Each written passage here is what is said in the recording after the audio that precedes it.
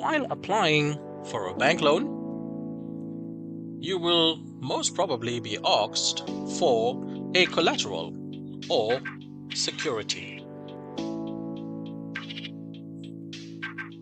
A collateral is an item of value that you offer to the bank or pledge to the bank in exchange for the loan amount.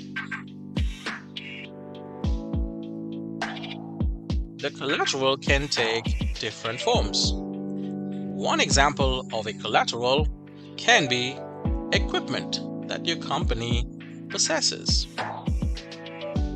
The collateral can also be in the form of land and buildings.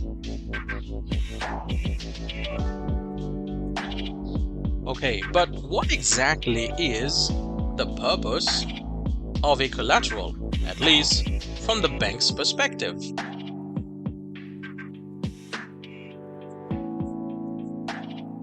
This is a form of security for the bank. In the event of a default, the bank can take possession of the collateral and sell it to settle the balance that is owed. My name is Shakti Ramtahal. Like and subscribe for more videos on accounting and finance.